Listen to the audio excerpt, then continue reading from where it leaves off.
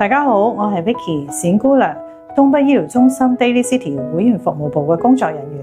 今日係我哋 Medi-Cal 白卡政策改變嘅最後一集。首先提醒大家，保留有效嘅 Medi-Cal 白卡係關鍵，一定要有回覆所有白卡嘅通知並提交文件。今日我哋嚟討論一項預計喺2027年實施嘅改變，就係工作或者社區服務文件提交嘅要求。呢個會對大家有咩影響呢？邊個需要遵守呢？以及如何提早作出準備？乜嘢係工作或者社區參與嘅要求呢？呢個提案規定，部分成年 Medi-Cal 白卡嘅受益者19到64歲，必須每個月證明自己有工作、返學、參加職業訓練或者做志願服務，達到一定嘅小時數，先能夠繼續保留白卡福利。咁邊啲人可以得到豁免呢？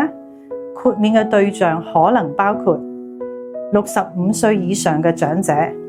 殘疾人士或者有重大健康狀況嘅人士、懷孕人士以及產後嘅一段時間、全職照顧年幼小朋友嘅家長或者看護者，其他有困難或者無法工作嘅人士。政府要求嘅工作時數係幾多個鐘呢？草案中建議每個月約共80小時嘅工作、返學、志願服務或者職業訓練。如果冇達到要求會點樣呢？如果白卡受益人冇達到要求或者冇提交證明文件，Medi-Cal 白卡可能會被暫停，或者會降為只有緊急服務。即使符合條件，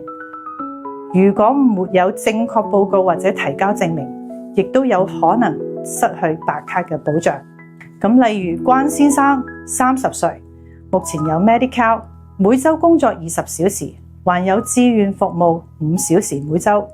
咁樣每個月加起嚟個時數就已經超過咗政府要求嘅80小時，佢應該符合要求。但係如果某個月佢突然間病咗而無法完成工作，就需要醫生嘅證明或者其他文件嚟避免白卡被暫停。第二個例子就係陳女士，全職照顧年幼嘅小朋友而冇辦法去工作或者係職業訓練，佢可能符合豁免條件，唔需要提供工作時數嚟保留呢個白卡嘅福利。最後，如果呢項規定真係實施，文件保存或者係證明會比以往更加重要。回顧我哋4段影片，我哋談到嘅申請凍結、資產審查、福利削減、保費支付以及工作要求，唔理規定如何改變，最重要係保留你嘅 Medi-Cal 有效續期，唔好因為錯過續保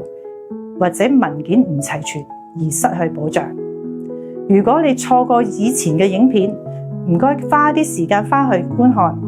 亦都可以將呢個系列嘅短片分享俾屋企人或者朋友，幫助大家一起保護呢個醫療福利。如果有疑問或者需要申請白卡或者更新白卡，請致電東北醫療中心，電話係1888-500-1886，按2聯絡會員部。謝謝收看。